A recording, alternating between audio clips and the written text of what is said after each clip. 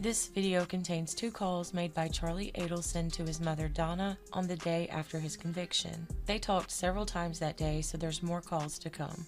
Take a listen. Hello, this is a prepaid collect call from Charlie. An incarcerated individual at the Leon County Jail. This call is not private. It will be recorded and may be monitored. Thank you for using Securus. You may start the conversation now. Charlie. Hey. Hey, Dad, how are you? How are you? Okay. I'm all right. Where are you? Are you still in that cell? Yeah, I'm still in here. So the chief's going to see me at some point today, and whenever he comes through, and then supposedly Dan's going to come to the jail, and I asked them, they said, when your attorneys get here, they'll take you out to see them. I'm sure I'll see them behind glass. So I thought Dan, I didn't know that Dan went, I didn't know if he went home or not yesterday. No, he's driving home today. Okay. So they will let you see him today. Yeah, but I mean, it's going to be behind glass. I'm going to be picking up a phone, talking to him through a sheet of glass. So, did you get sleep last night? Yeah, on and off. I mean, they got the lights on, but it's bright in here. It's like yeah. I just wanted to call and say hi. I don't even know why. No, that's okay. I'm glad you did it. I was actually just talking to Dan, so it's not like we were sleeping. Yeah. But you were talking to Dad or Dan? Dan. Cool. Yeah, but gonna have to talk when we have a moment about things that we need to take care of. Okay? Yeah, I know the money and stuff like that. No, I got you. Roman. What? And I have things I need to take care of for Roman, and ways that we can take care of him and help him. So there's that, which is the most important. And then figuring out about the dog. So gotta take care of things, Charlie. We gotta take care of things. It's like I'm dead. I mean, I hate to tell you this. It ain't a whole lot different. Oh, fuck. I know. Please, I know.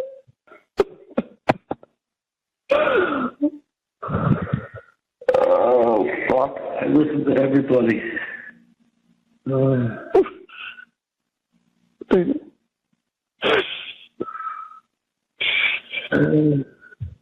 You got no idea. No, I know. You have no fucking idea.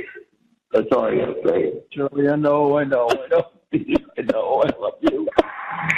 love you. Look, maybe something will happen. Maybe this mistrial will take place and get a different thing. Let's hope for that. Let's just see. Okay? I know we gotta talk about Roman and the dog and the house and everything. Like I'm young. And you. That's You most of all.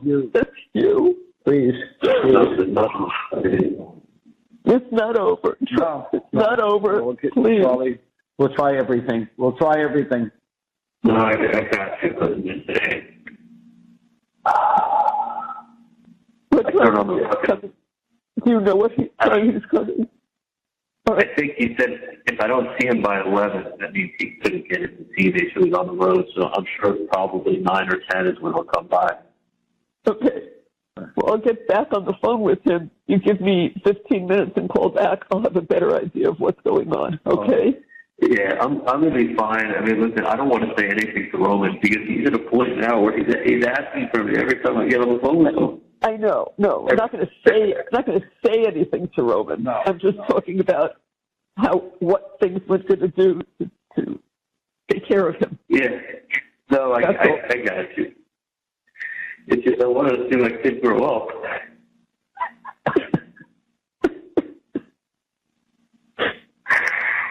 Oh, fuck. Oh. Charlie, I still think there's us hope, please. Please, Charlie. just think there could be a chance here, and we're going to work on it, okay? We'll work. No, guys, you guys don't get too upset when you get yourself sick. Charlie, we're fine. We're okay. We're going to see what we can do. As long as we can talk to you, please. We're going to see when we can see you, okay? Please, yeah. We'll do everything we can. Everything. Yeah, no, guys, I got you. I mean, I don't want to talk about the case on the phone at all. I'm just saying, one thing I don't want to do is talk about the case at all. And I don't want them to be too upset, because if I'm too upset, they're gonna keep me in this box.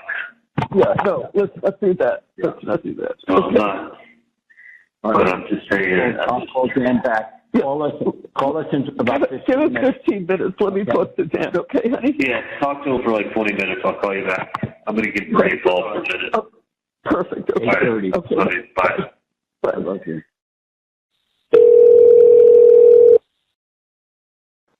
Hi, honey. I'm reading for a little bit. We supposed to agree a little? Okay. Yeah. I spoke to Dan, so I know Okay. he's trying to get in there. I know he wants to see you before he leaves, so he's working on it. It's not like he doesn't have a time yet, but he knows that's what he's working on, is getting in there to see you. Okay. Okay. And so at least you'll get to see him this morning. And just taking care of stuff. Listen, you're better off taking the Xanax than getting yourself having a heart attack. Yeah. Yeah. Okay. But we did that. We did that. So Yeah. we sound better than before, right? We did that. Yeah. No, definitely. Trust me, I wish I could take it more. I know. You just have to take deep breaths. That's all you can do. I get it. When it came by my room to check on me at 6 and then 8:30, I'm like, I want to get out of it. Like, they put me in this room for observation, so this room can make me crazy than like being in my own room. You know, it's like I can't. It's a mirrored glass, so you got mirrored glass and a video camera in here, and like lime green walls with blood and shit on the ceiling. Literally, not like figuratively, like. Yeah, I know. I get it. The pieces all over the place. It's like, you're like in a box and you can't see out. It's a concrete box. There's no outlet to see out at all. Nothing. There's the cell door has 2 panes of mirrored glass. Mm. You just look at yourself. Just look at yourself. You can't see out. Okay. And then there's like a 3-inch wide pane of glass on the back wall, but that's frosted. You can just tell if it's light or dark outside. Then you got the bright lights that they don't turn off, and you got the video camera in here. It's actually like makes you go. At least I got my clothes on. You know, like normally they put people on here, they strip naked. You have scrubs, or you have your clothes on? What do you mean my clothes? Not my core clothes, just my scrubs. Okay. I didn't know if you still have your court clothes on. Okay. No. They make it just easier to bring you back to the jail. They change off and you give it to property. Yeah.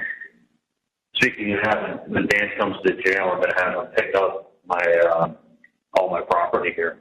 I got the flip-flops and the shorts and the sweatshirt that I was arrested in, and 2 suits and that kind of stuff. Did you want me to tell him that, or you're going to tell him when you're there? Maybe I should tell him ahead of time so he has, a little heads up as to what he needs when he's there. Yeah. Might as well pick up all my property. Yeah, because otherwise someone will have to pick it up before I get transferred. Right. Okay. All right. Otherwise they only hold it for like 50 days. Yeah, okay. So I'm going to make the best of what I can make the best of. And Say that again, Charlie. I'm going to make the best of what I can make the best of, I guess. That's right. I just literally... I think you're in shock. We all are in shock. I'm kind of in shock. I've been less in shock. I was like in my own cell that I've been in for the last 13 months. You know, but it's like changing the cell, and then like it's also like everything was going so good. Like I was feeling so positive. Everybody was saying everything positive, and like you know my initial thought was about going to a trial in Tallahassee was it's going to be a fucking joke. It's absolutely, and I had no idea how much media, and that's before I even knew how much media is attached to this case, social media, and how big of a case it's gotten. That was before all this. Yeah. Like, trust me, like, I don't have access to like what people have access to, but I know I wake up in the morning at 7:30 in the morning.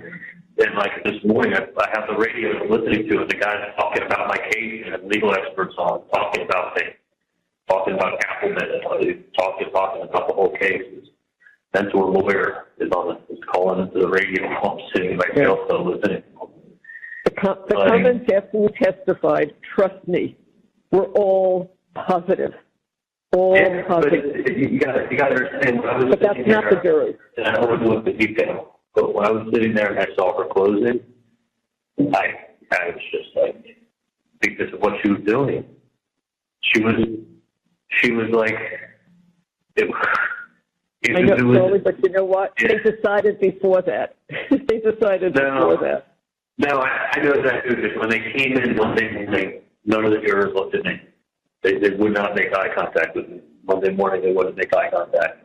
But that's not a good sign. And like a couple of like even during the day, like it was just.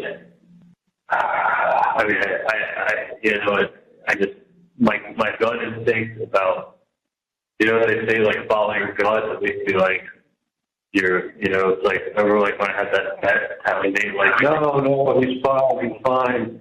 It takes some time for the antibiotics to come in, and my gut was telling me like no, this is so long, it's not the Benadryl. Doing it and so like he's dying, like there's something wrong with him. But I wanted to believe everything I was being told because he was a vet. That was like, I'm not the best thing to vet with. And I'm like, no, I knew there was something wrong, but I was like, I wanted to believe that it wasn't what I was seeing before my eyes. And I thought I was doing everything, and I kept asking the guy, listen, is there any chance in the world that he will die? Is there any chance in the world? No. Like, it was just a straight fight. Yeah. Thanks, buddy. And I swear to God, I saw something bite him, but it struck him quickly. The yell. And I was like, no, I couldn't have seen what I just saw because it was also the day that he got bit. And I was like, no, I couldn't have just seen that. It's impossible. Yeah, I saw what I thought. I just couldn't believe when I caught out of the corner of my eye. And dude, that's bullshit. See what that got me? And I knew there was like, I kept asking him. It's just the same kind of shit with this. Like I knew. I'm not saying I didn't know. I knew. And then I sit here and I'm like, it feels like the same thing. To be honest with you. Yeah. You know what I mean? Me too. It's like I knew, but it's like, who am I to know? Like I knew. I had a gut instinct. I knew what I wanted to do. And I knew I should have done. And it was like, listen to what? Like, I got some good advice, but I knew what I should have done, and I didn't do it. And now it's only close to them, so too late. So what do I say?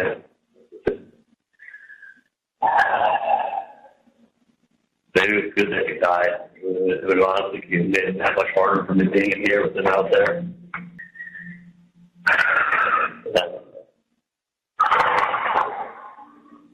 What else is going on? Not much, Charlie. Not much. No. I just need you to just stay strong, Charlie. That's right. You've been strong for a year and a half. I need you to keep it up. I really do. Trust me, I am. I just, you don't understand. This is not like some case that didn't go well in Tallahassee. This is like the state capitol, the place of law and order. This is everybody here is government or law enforcement. There's 9 separate law enforcement agencies in Tallahassee. Like 9 separate. I mean, you got like the head of the Florida Highway Patrol. You got Tallahassee Police Department. You got the Capitol Police Department. You got the FBI. Like all the FDLE, Sheriff's Office, County Jail. I mean, there's literally like 9 separate agencies that are in Tallahassee. Police agencies. Because they have a crime problem. Crime capital. It looks like a nice city when I drive around. The van looks like there's a lot of nice trees, kind of mix of like not too small town, not a big town by any means. Like, that looks like a college town. I just think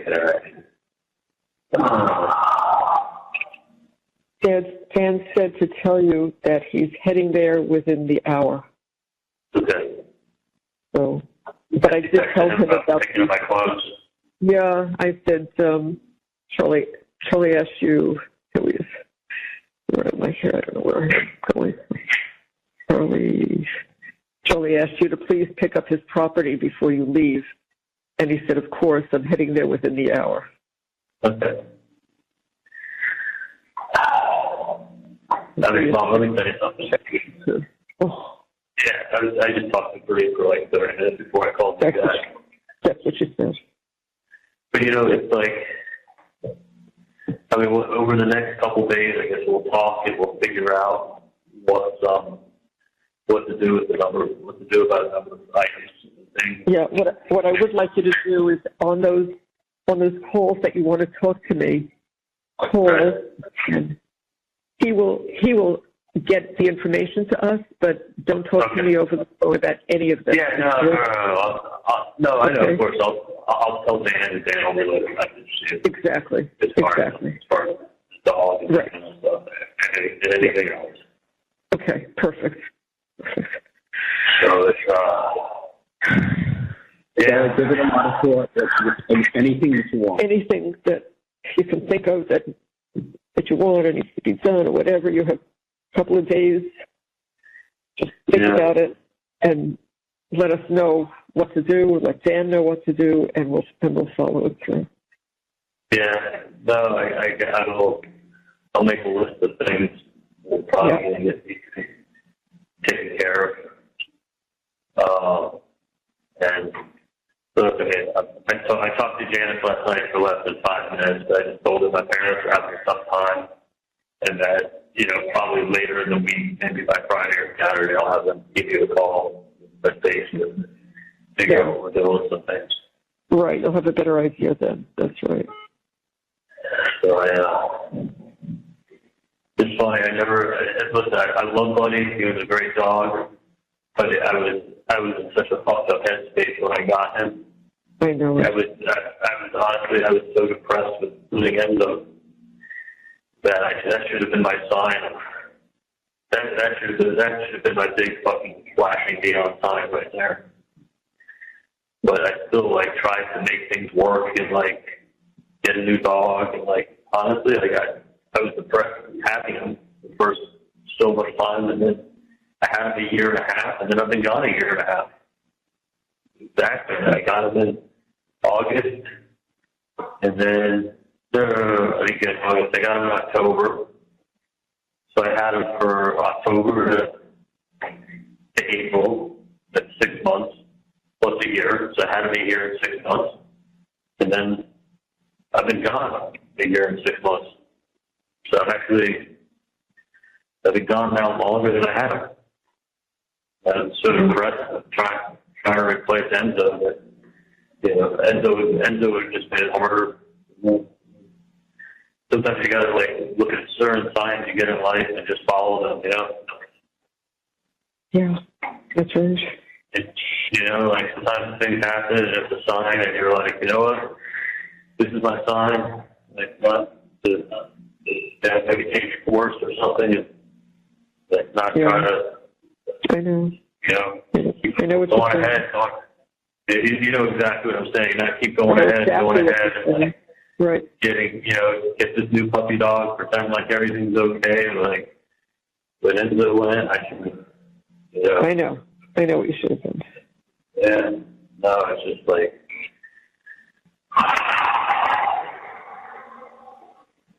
what a year. I mean, but it's funny, like when people die and you're in jail, it doesn't even seem real because you're not looking at photos of them. You don't you're not going to the funeral. You don't talk to people. It's just kind of like you just don't talk to them on the phone. But a lot of people I don't talk to on the phone, so it doesn't feel like everyone you don't talk to on the phone is dead. It just feels like they're alive. You're just not talking to them.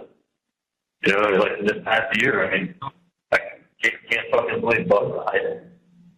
I can't believe Anthony got sick at the very end, but can't believe Anthony's dead. Can't believe Bud's dead. It doesn't.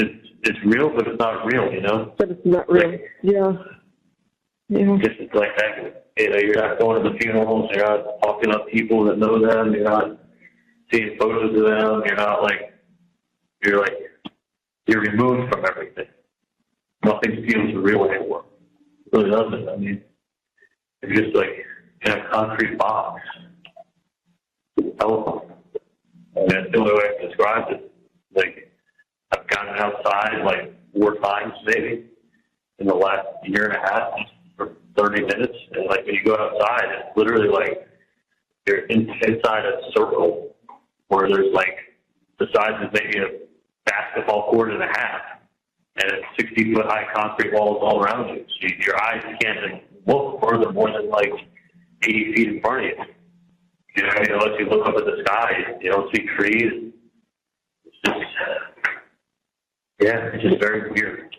Very, very weird. And it's and being in this cell now, it's just I just wish I know. You're not going to stay there until they straighten this out. No, I'll get back into my other cell and it'll feel good. Right. And I'll right. Get to it's whatever business you have to do. That, and then I'll make my list of things I need to focus on. And when I do that, I told Bree I don't want to say anything to Roman for a long time. No, you don't have to. No, like a really long time. Yeah, that's okay. That's cool.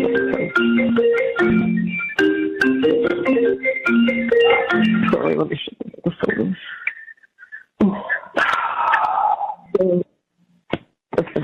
So it's just fucking amazing. My life was so good at one time. I had everything. You know. I mean, literally, I worked hard, set up perfect, I did everything right, and then it's nothing was given to me. Nobody was out there, pulling strings and helping me out. It was all done by me. Yep, it's true. I mean, none of it. Even every bit of it that went well, everyone would say, "Oh, your dad's a dentist," or your dad gave you his practice. I was like, "No, I travel to these offices on my own. I don't even do the same thing my dad does. We do different things." I think I'm still in a shock, and then I go from shock to reality to shock. I just stupid, not following my gut instinct.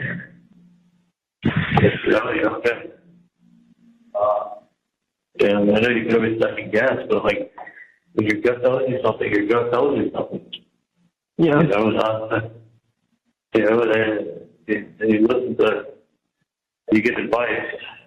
You know, at least if you go with your gut and it's wrong, you can blame yourself. You know, that's the one thing about following your gut instinct, is that you got nobody else to blame but you.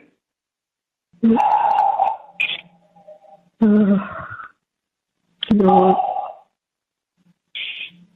You're right. Your gut's always been right. You got to get you out of there. Please say something. No, trust me, I know. You know what you have to do. I know what I have to do, but I also just know the last 3 weeks have been like, between, you know, meeting with the lawyers and meeting with, you know, the whole process every day, and getting like, you know, totally woke up at 4, then walking up at 5, and then dressing out, and then being shackled, going up, you know, the whole process of being shackled for 3 hours before you get into the courtroom. Nobody has any idea. No idea. Then you got to walk with these shackles for 10 minutes to get downstairs to the cell they put you in. Then you're eating while you're shackled up. You have like this white bread with a slab of like peanut butter on it. And then they bring you back up to there, and you sit in the court, and you actually think that it's always going to be like, thought it was going to be a trial of evidence. Like, a trial of like what Dan was preparing me to think that's what we were dealing with. That's right. Like, this is vigilante. This was not a real trial. I know exactly what this was. It wasn't. I mean, like, when I saw that closing, I looked at Kate and I go, like, this is not good.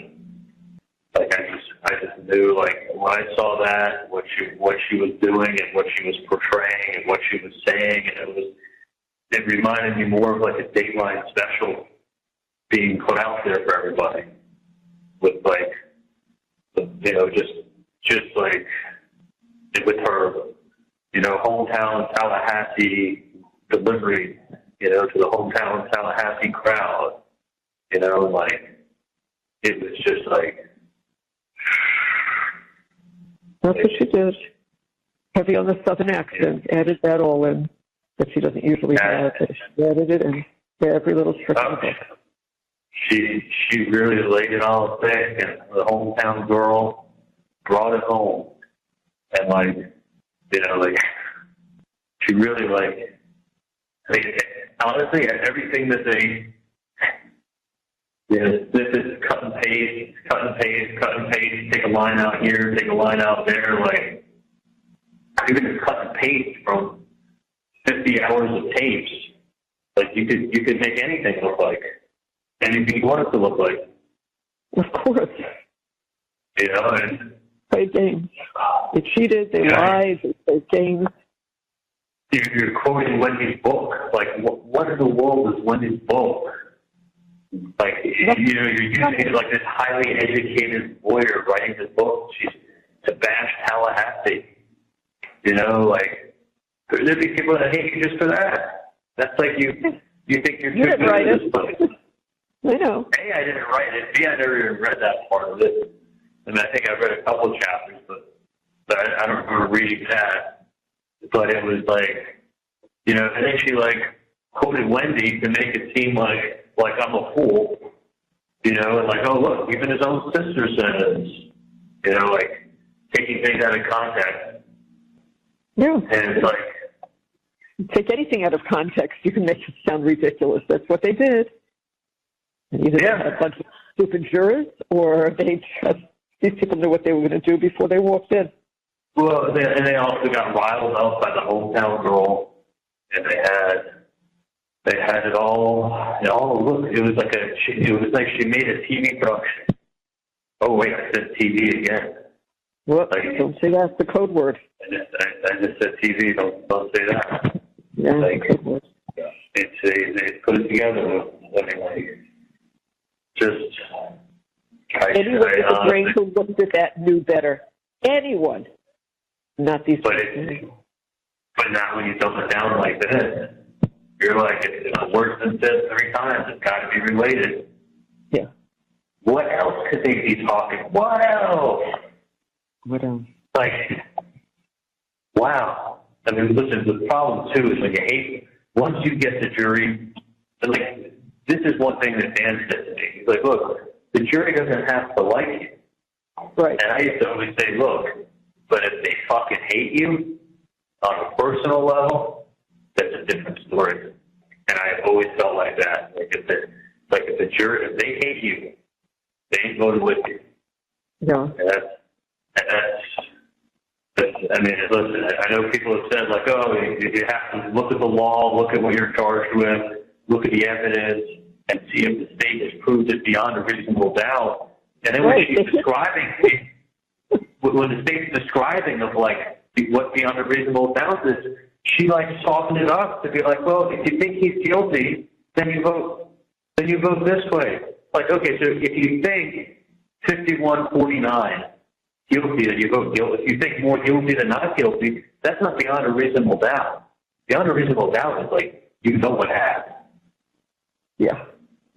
Like, you know what happened. Not like he says landline. He called his parents' home phone number from my cell phone to their home phone that they've had for 40 fucking years. Yeah. Like, that's really odd. Yeah, it is odd. I almost never call that number. Does it have anything to do with anything? No. Nothing had to do. We all know that.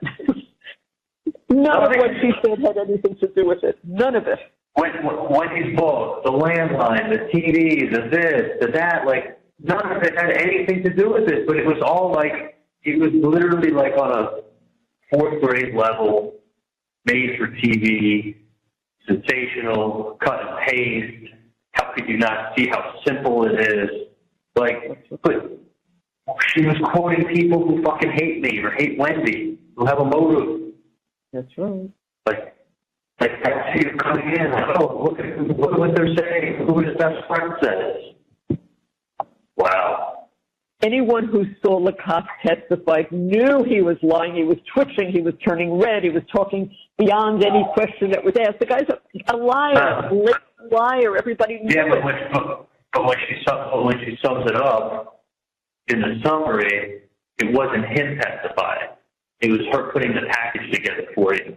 And the package was Georgia Capital Presentation 101. And that's what you got. You got the 2-hour summary. It was a nice, tight 2-hour summary with a bunch of, like, tidbit of facts that were pulled from different things and, like, nothing that was evidence.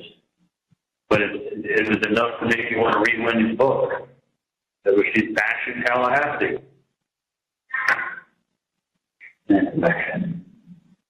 I can't talk about it anymore. I just, all I could say is, like, in life, if I were to say anything, I would show up with, like, gut instinct on a lot of things. So, a lot of different things.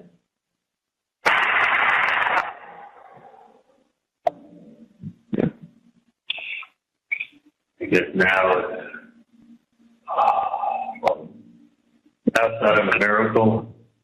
Well, you'll talk to Dan this morning. He'll be there this morning, and he has some things he wants to discuss with you. So whether he does it then or whether he does it when he's on his cell phone later, one way or the other, he'll know when he can discuss with you. Okay? Okay. Yeah, I know. I'm going to be strong. I'll be fine. Just kind of going crazy with myself. Literally, I got a mirrored door and 4 walls. Like, and the lights don't turn off. You had 5 months in solitary. Tolerate this one day here. You'll do okay. You'll get out of it. Yeah, hopefully he'll get me out. Like, I told the nurses, I'm like, listen, I'm not suicidal. I said, I just went to trial and I lost, so they put me here. I said, but it's really not good for my mental health. I'm fine. If you put me in here, I'm not going to be fine for long. Like, this is not fair. So I think they kind of they got that. So I'm waiting for the chief to come see me. So maybe when Dan gets here, he get off the belt. I'm like, the guy's actually fine. you're actually putting him in a bad place. Yeah. So I know. You'll talk to Dan about that, and then you'll talk to him in his car going back. That will be, you'll be able to discuss other things. But yeah, for right now, that's fine. You'll do that. Yeah. Listen, we are obviously not going anywhere. So anytime today you just feel like picking up the phone, call me. We're not involved in anything but you. Okay. It's good to hear your voice. Make sure you guys eat something. Don't don't not eat. We should have the same thing. What did you have for breakfast today? I took 2 bites of an apple. Yeah. I figured. I'll have to get some. The guys can give me my food back once I get in there. They're not going to keep it. They're normal guys. I was in such a good mood Sunday night, and so psyched. I kind of felt like the hard part of the trial was behind us. Like Dan is going to fucking kick ass at his closing statement, and it's really going to be like a he did. Like an up He did a really good job. He did. Yeah, but it wasn't made for TV. You know, his was more factual. You know, his was more like if it was a normal case, a normal person, in a normal courtroom, in a normal situation, would carry some weight. What he was up against was it couldn't. She kept the autopsy photo up like 2 or 3 different times for probably 4 or 5 minutes each time on the big screen in front of them to look at. Dan did not want this tried in Tallahassee. None of us did. Believe me, that effort was made.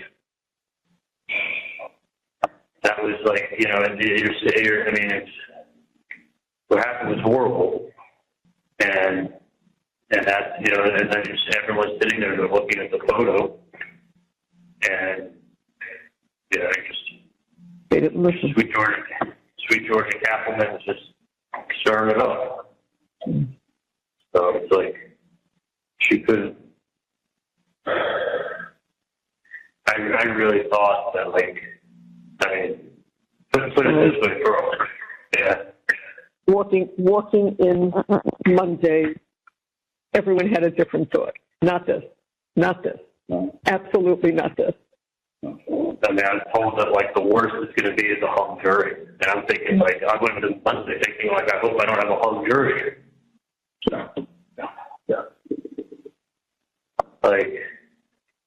When you're on a private line with Dan, ask him that question. He'll explain something to you. Okay? When you're on your private line. Yeah. No, whenever I talk to him, in the attorney booth or on my phone, it's always not recorded. Right, just not when he goes to the jail to visit you now, because that's not private. No, it is. They put you in the attorney booth. Oh, yeah. They don't record the talking terms. Okay. Yeah. So listen, I'm gonna hold out hope, keep my head up. That's right. And you guys. We can't visit. That's what we found out. We still can't visit you at the jail. So. Oh, I know that. I know that. Oh yeah, they don't have visitors here. They haven't had it since COVID. I know. So it's gonna be after I get moved, and then it's probably gonna be, from what I've heard, the way they do it is they move you to one place, like an intake place, and then from there they send you out from there. So you it'll be in 5 weeks from now. I'll get sent probably to Camp Washington. And then from Washington, whatever prison that they assign you to is where you go from there. You see what I mean? Yeah, it'll be a little while. Okay. So honestly, I would plan on it being, if we're in November now, I'd probably get moved to somewhere else, the second week of December, and then I'd be there for a month to the second week of January. Only Florida, right, Charlie? Only in Florida. Yeah, no, I'm going to be in state prison. So I already spoke to him about it's like protected custody, but they actually have camps that are like, this guy was telling me, I told you about the guy who was in the jail cell across from me, right? Yes. That was the courthouse. This guy's been locked up since '08, and he looks at me and he's like, you Adelson? Yep. And he's like, oh, I know all about your case. And I'm like, how do you know about my case? You've been locked up since '08. He goes, oh, because we hear about stuff in prison still. So he told me, like, you got to be in protective management. It's like, that's what they call it? Protective management. You know, like if they get a police officer, they get sentenced, they can't put them in general population. But he said it's basically, it's actually kind of good. It's like, they don't keep them, at least the way he was describing it, is if you can get to a camp that's just all protective management, everybody there are people that have to be protected. So it's not like they have you in a cell by yourself, locked down 23 hours a day, and they're like, okay, you're protected. You're by yourself 23 hours a day. You have to come out an hour a day. Outside of that, you have to be in your cell. I think this is like a general population of all people that have to be protected. So it's like, I guess they put it, you know, people that have high profile, people that have police officers, people that they can't put, they keep them all in the general population group to themselves. Yeah. And it's actually pretty good if you get into one of those. Yeah. So, well, you know, anything he can do, he's going to be doing. You know that. You know that. You work on it. Yeah. And listen, that is the one advantage of it being a high-profile thing, is that they don't want to have a problem with themselves either, because it makes the facility look bad. Yeah. Because if you're high profile, you're going to be, they know you're going to be targeted. There's no question at all. Like, it's so if they take the precautions, then it should be fine. Listen, I'm just going to stay strong. I just feel, you know, you have to understand. I know it's Monday morning quarterback, but it's like I just feel like I should have followed my gut. When my gut tells me something, like a lot of things would have been different in my life. Many anything. I'm just not talking about any one thing in particular. No, I know. I know that's true. It's just like, I don't know, maybe the way I told you to that same day when Enzo died, like maybe my brain is just wired, fucked up, where I realize things, I recognize things, I know what's going on, and I know it's the right thing, and then I let some fucking vet tell me that it's a spider bite. And I said, he yelled. You don't yell from a spider bite. You yell from a snake bite. Still treated it like a fucking spider bite. I didn't even take a blood test on him. I think I was so hung up on the date that it happened and the other things. I just was like, no, this is impossible. This is fucking impossible. Yeah. This is impossible. Like, I just kept telling myself, there's no way this just happened. And I didn't follow my gut. But who knows, maybe honestly, if that would have been, if Enzo didn't die, it would have taken me in here 100 times worse. So, who knows, he would have fucking bitten somebody while I was in here and then caused a problem out there. It would have been that much harder on me. I just look at it now as like, people, you know, you see signs and you know you're done, causing something, fucking obey. Yes. Just, yeah. I do. Just unfathomable. Just such a high point on Sunday night, literally going through my stuff, giving everything away. I had to get my thoughts back. You knew when they came to get you to bring you in the courtroom so quickly. You knew. When they came, I go, you guys are ready for me? I go, does the jury have a question or something? He goes, no, we have a verdict. I go, do you know what the verdict is? He goes, nope, they don't tell us that. They just said they got a verdict. I'm like, oh. And they asked the Kaplan's closing. I go, so would a verdict be a hung jury? He goes, nope, a verdict means that But like as I was walking up there, I just remember him saying the words to me. I said, "Oh, so the verdict could be like a hung jury and reach an impasse?" He goes, "No, verdict means a verdict. He's either not guilty or guilty." I was like, "Oh fuck!" Like after the closing she did, and how the people walked in the courtroom that morning and looked at me,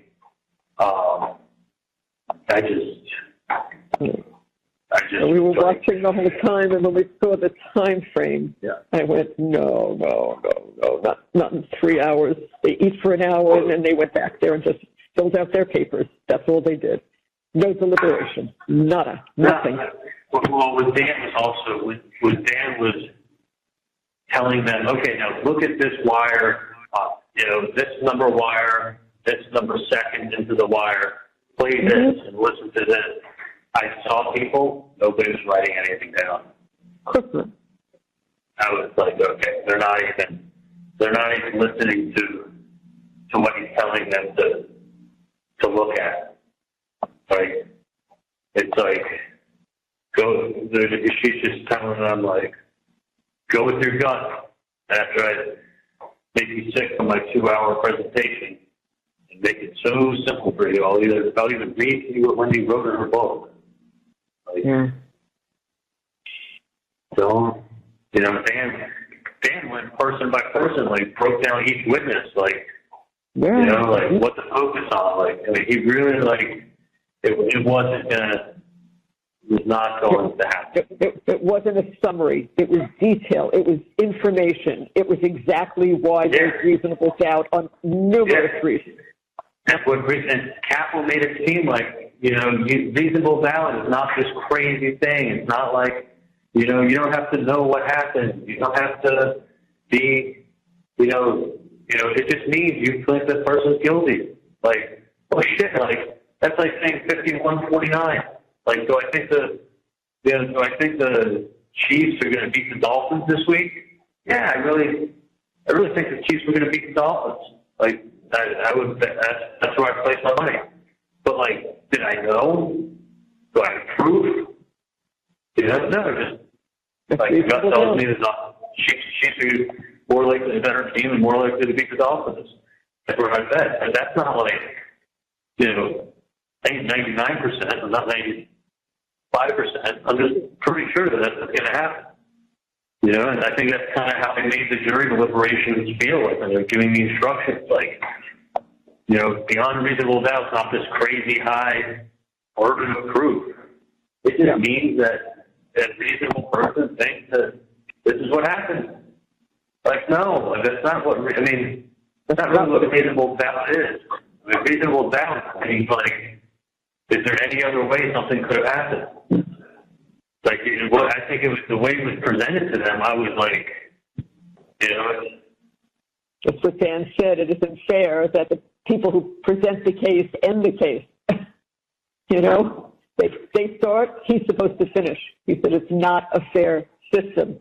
They laugh, no matter what he said, and he was great. He was beyond great. They hear her laugh.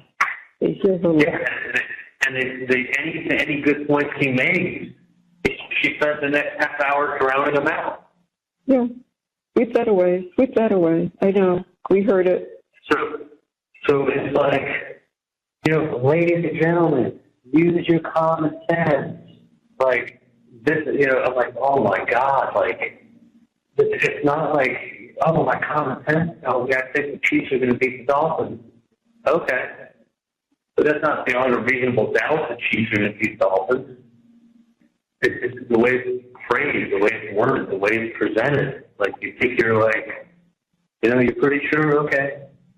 Yeah, use your common sense. Chiefs are a better team than the Dolphins. Okay, we all know that. They won the Super Bowl. Where are you going to put your money today, guys? Like, that's kind of how I felt that it was being laid out. Like, I've always heard people say, like, beyond a reasonable doubt means, like, pretty close to 100% sure. If you can't get 100, it's pretty damn close. That's right. Like, not the way it was described in that room. Like, it was just more like, well, use your common sense, guys. Like, what do you think happened? Yeah. So this 10 perfect examples with evidence of reasonable doubt. He only needed to list one. No, she's just like, you heard Wendy's book. You even heard her on the stand. She even said, like, they take little split 5-word phrases. Yeah. And it happens to the person. You heard her. She said this.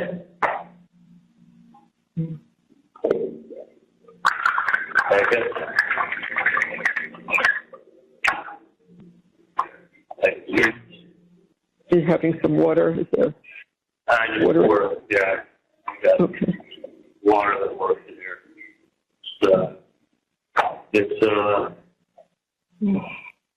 I just said, like, that was so, and in a way, I just wish I went with my gut. I thought that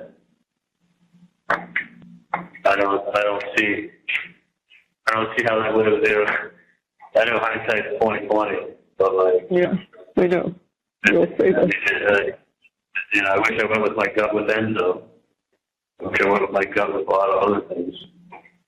And it's just like, you get mad at nobody but yourself. That's the problem. Like, at least you go with your gut, you make a mistake. You're like, you know what? I went with my gut. This is where it got me. Like, my gut always led me to good places in life. When I don't listen to my gut, it's really when I get bad places. Yeah. My gut, like, told me with Enzo that they can't get it by mistake.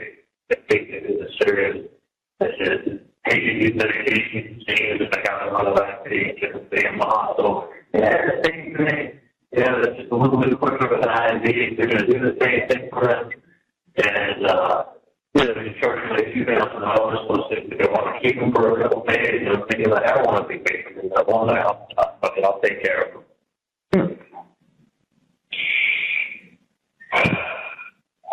Well, I'll think about what I want to do, buddy. I'm kind of leaning towards. I haven't decided yet. I mean, Bree kind of hinted to me, Roman wanting a dog. That's what he was telling me about 2 weeks ago, that the mother was going to get it. She wants a big dog for him. He loves the big dog. So that's why I was thinking natural. That's a natural. Well, I can tell you this. These are my two thoughts. Yeah. One thought is, Janice has spent the last year and a half taking care of him. He's familiar with Janice. I mean, he's been with Janice since he was 8 months old. She also has her little puppy dog, so it's like the two of them get along. And like she's got obviously grown fond of him. She's been with him for 2.5 years. Sure. She may have maybe a better fit. My only concern with Roman is that it's an apartment, which is not the biggest thing in the world, but he's used to nice long walks. Bree can't take Roman and Buddy on a nice long walk. And then, Bree's working from, 8 in the morning until 5 at night. And then she's going to come home and she has to take care of Roman and the dog. Like, it's a big dog. The dog needs some exercise. So my other thought was seeing if Bree wants him. My other thought was seeing if the only reason I don't want to see if Tim wants him, because who knows, Tim and Bree's mom can break up next week. But if they're good, wait, I missed that. If who wants him? Bree's mom's boyfriend has a great name. Right. So who knows, that's maybe an idea. But also, like, Bree's mom and the guy can break up in a month or that, like, I know, and the other thing is that, just what you said, I mean, Janice has taken, I have to tell you, she's taken very good care of the dog, and she is attached to him. If she will have room wherever she's going, that's fine. Right. She doesn't. Well, that's the thing, but will she have room? Will she want him? I have a feeling she's going to want him. But she is or isn't? I think she will, to be honest with you. Yeah. But she's got to fit him into an apartment with another dog, and that's going to be it. But maybe she'll rent the house. Who knows what she'll do? Yeah. Who knows what she'll do? I don't know what she'll do. Yeah, but it's certainly, I mean, I agree that that's the first person to ask because of her relationship with him and the fact that she has taken very good care of him. I think that's the first. And I mean, honestly, it kind of kills me. Is that but maybe Roman asked me about Buddy. So I get on the phone with him sometimes. I don't say, like, me and you are going to throw water balloons with Buddy when I see you. Like, I don't know if it's... I don't know if it's good mentally for him to have him, honestly, and he's a very big dog for Bree and Roman to manage. She's in an apartment, you know, and it's a lot. It's going to fuck up. I mean, it's going to be like the one thing that they'll remind of me every day. Then when the dog dies, it's going to be like the fourth thing to fuck him up. Right. No, I don't think it's mentally good. To be honest, as much as the idea is there, I don't think it's mentally good for Roman. It really isn't. It really isn't positive for him. He talks about Bubbles and asks Bree about Bubbles. He asks me about Bubbles, but then it's going to be like, here's Bubbles for his dad. Like, he's the dad with Bubbles. Yeah. That's what we did when he came over. He'd spray Bubbles with a hose. He'd throw water balloons with Bubbles. Like, right, that's why it's not good, Charlie. It's really not good. It's basically it's gonna fuck him up. He's gonna have the dog without his dad. It's not good. I would ask Janice. You ask her when Janice not. We will be sure that there's a good home with land. We'll take good care of him. We wouldn't just, you know us. We wouldn't do anything like that. Janice isn't gonna listen. It's not like she's moving out next week. And we'll figure out what we're doing with the house and everything. Right. So it's not like you got a little bit of time to figure stuff out. It's not like it's happening tomorrow. That's right. But I just, part of me always felt like, maybe it would be good if he had something to remember me by, but I think it would be bad. It would be bad. It would hurt him. In the end, it would hurt him, and you don't want to do that. It'll be like the one thing that was, like when he died, it'll be like the one thing that was with me and him, and then it's gone. Yeah. Lose your dog hard enough, but I think tied in with me could be like, it just doesn't fear, I go back and forth, like, it was still fear in jail. The only difference is himself. He doesn't feel real, but it's real. Like, I just feel like I got told to fill the goods.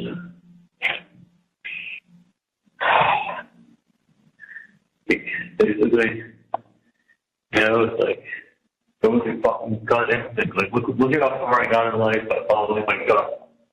Mm-hmm. Like, from school to business to friends to, like, everything was building. Everything was good. Everything was, like, getting ahead. Like, I was so much further ahead than everybody else. Like, I look at all my friends now who are light years ahead of me before I came in here. But, like, back in, like, when I was 35 and they were 35, I was the one paying for stuff because, like, I was so much more successful than they were, giving them advice. Yeah. Jesus Christ. Like... Yeah, I know. What the fuck? I mean, it was yesterday I was giving Jerry advice that he should go back and he was questioning whether they should do dirt or not. I said, no. Go on, tell him that the biggest mistake of your life, go for it. And then he was in his residency, and then I was light years ahead of him. Light years. I've been out practicing for like 6, 12, 13. I was out practicing for 7 years when he was like opening his office. So it was like, think about how much further I was ahead after doing what I did for 7 years, and here he is just taking out loads of his office and starting from scratch, building that place out. Now it's like,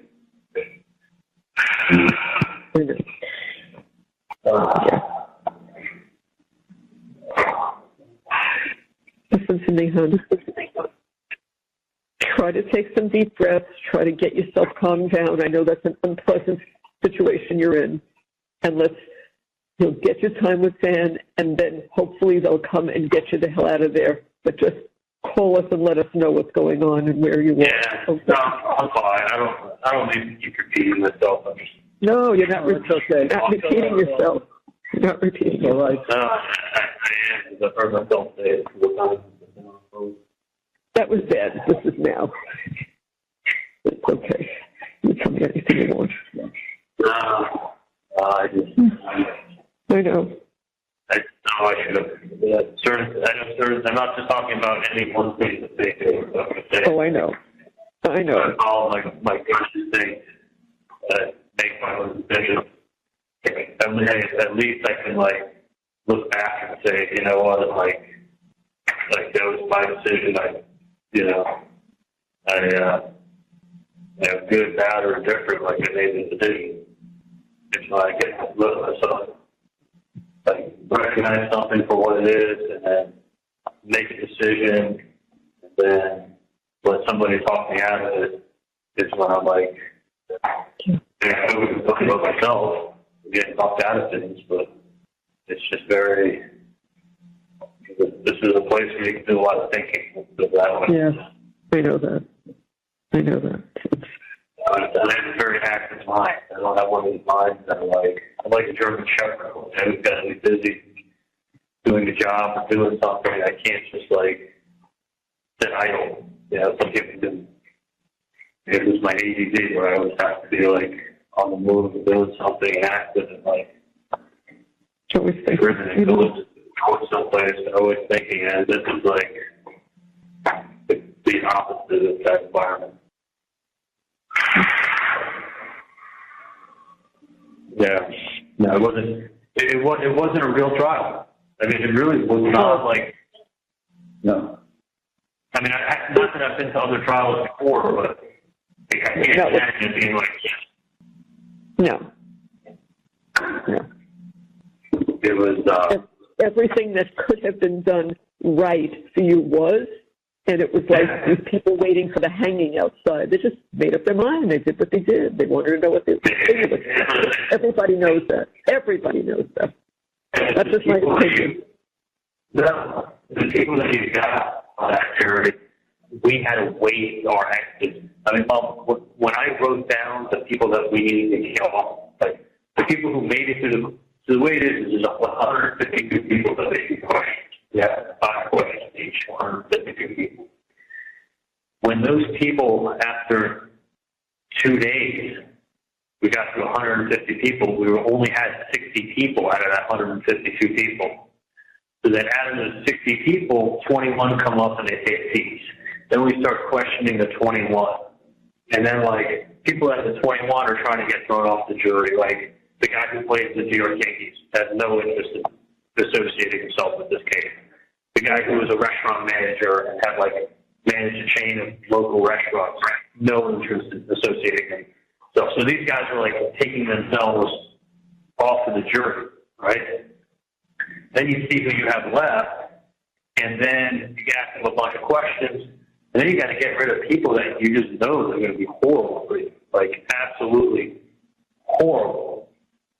The woman whose husband's a sheriff's officer and she goes to church and all her friends in church are law enforcement and she's close with a lot of law enforcement.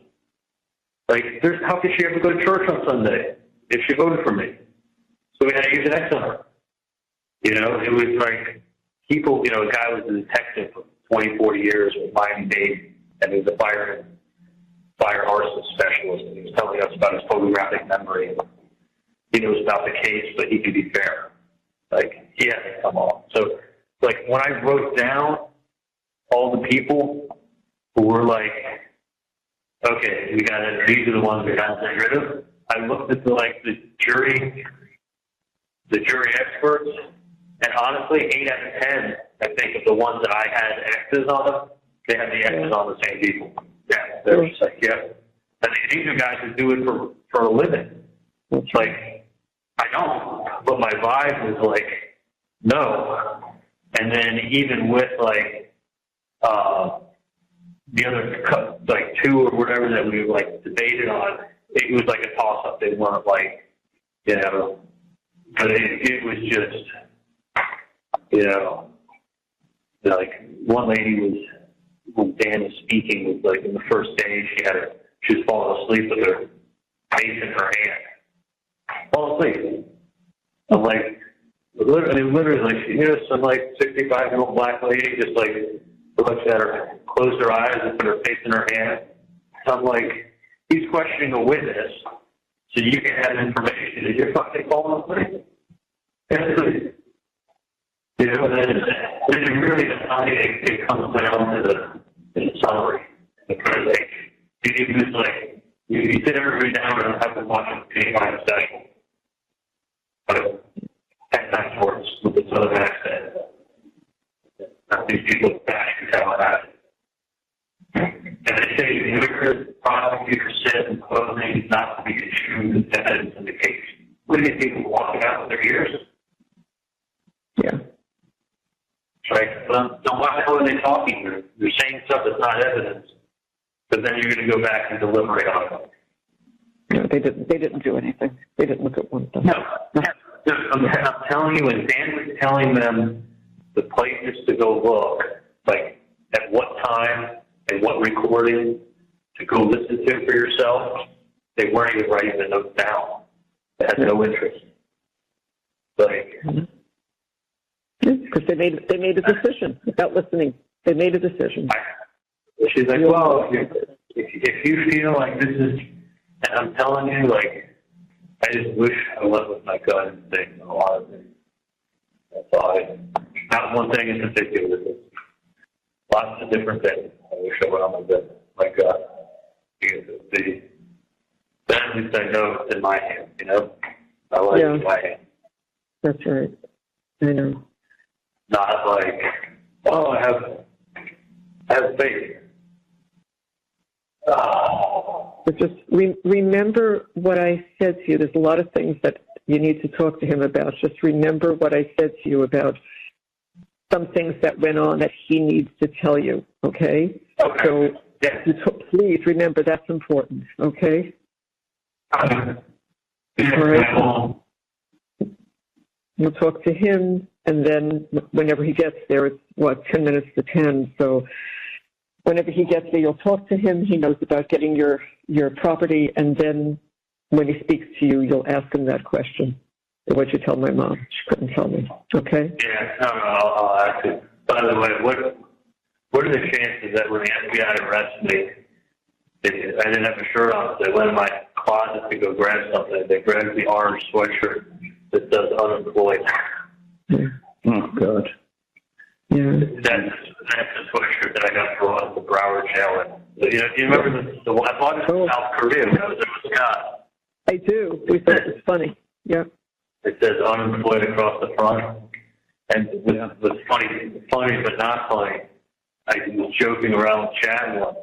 And I said, Chad, watch this. With my luck, I'm going to get arrested in this sweatshirt when if I ever get arrested, I'm going to be wearing this sweatshirt. I said that to him. I'm like, because, you know, I mean, it's the most, listen, I don't have any clothes that have writing on it, actually. But it's like the most ridiculous thing. Like, you know how, like, John Belushi has the sweatshirt that says college? Yeah. So this was like the take on it. It's all bunch is unemployed across the front. So I was like, man, watch, if I ever get arrested, I'm going to be wearing this sweatshirt. I actually wasn't wearing it. They picked it out for me. Really? Yeah, no, I didn't walk out with it. They went in my closet to go get it. I was otherwise just going to be walking into Broward County Jail in a pair of shorts. So they put up. And I don't even think they read it. I think they just looked in my closet, saw an orange sweatshirt, pulled it off the hanger, and kind of walked outside with it. Here you go. Then he got me a pair of flip flops because I was barefoot. I thought for sure I had a burglar that night. Morning. Yeah. Yeah, because you heard the barking.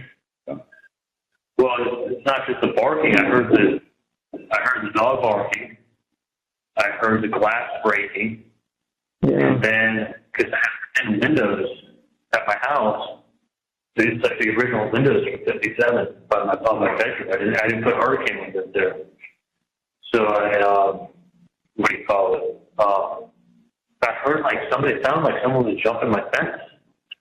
I'm like, oh, you hear the glass breaking, the dog barking, and somebody outside your bedroom window.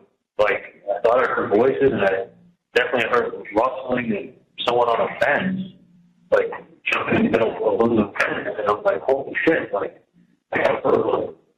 I definitely have a burglar. They were bashing, like, security cameras, because that's what they do when they do a raid. Yeah. Quite the raid. Yeah. And they didn't have, usually I've been told since that what they'll do is they'll put like a blue light that's, not with any sound, but like a circular blue light that's flashing outside, so that the homeowner looks outside and okay, it's police. Because otherwise, you can easily mistake that person for a burglar. It's dark. They're coming on your property, and technically, when someone in Florida, when someone comes past the fence line, it's considered a burglary. Like if they come on your property, it's trespassing. But if someone comes over your fence, they're now burglars. They're now considered a burglary of the property, and you can actually stand your ground state. Like if someone's burglarizing your property and you're in fear for your life, you can shoot them. This wasn't a burglary. This were semi-automatic rifles and SWAT team helpers. It was so stupid. They could have if they would just knocked on my door, I would have come right out. Sure. Let's do it that way. No, I could have easily been shot. I could have easily thought I was catching a burglar. Meanwhile, they thought I was coming at them. Just misunderstanding, Did easily happen. How many of these guys, if they think they have a burglar in their backyard, they're going to come out, armed and ready? That's right. Yeah, probably most of them. Yeah, you got to identify yourself. Of course. I know. But this is a special case. Yeah. Anyway, so Dan will get that stuff. Hopefully, put it someplace. So hopefully one day I get to wear it again. Maybe. That's right. Yeah. Sure, get it to us and we'll keep it for you. Don't worry about that. Let's just take care of you for right now and move on what has to be done this month. That's important. Yeah, no, I'll make a list of different things. And like I said, I think probably the best thing with Buddy is to let him be the Janice. Yeah, no, I agree. That would be my number one. I think that's a better. I think it's good for Roller to talk to me on the phone. I don't think Bree realizes how much exercise. Like, he needs to go on a real walk. Janice takes him on a 15-minute walk every morning. Probably 3 15-minute walks a day. Bree can't do that with holding Roland by the hand, so he doesn't run anywhere. No, of course not. Dog and he pulls hard enough that Jason had to let him go once or a couple times because he would pull her over otherwise. He's a lot bigger and stronger than Bree. Yeah. No, it's not a good idea. I mean, the original thought was there, but mentally it's not a good Roman, so I wouldn't do that. No, I think it would be torture for him. It would be like that's the one thing that we always did together, and it's just literally going to remind him of instantly. It'll bring instant memories back. It'd be better with Janet, and if it's not her, trust me, we will figure something out. Okay? Yeah, I could also talk to Mike and see what he's thinking. I got a couple ideas who may be able to look after him. Okay. But if it was Enzo, it would be a different story. So I know. Oh, I know. Sure. Enzo was my boy. I love that dog more than anything. I know you did. So I was just thinking I'd be getting out and I'd be like working to getting like a good head plan and moving forward and let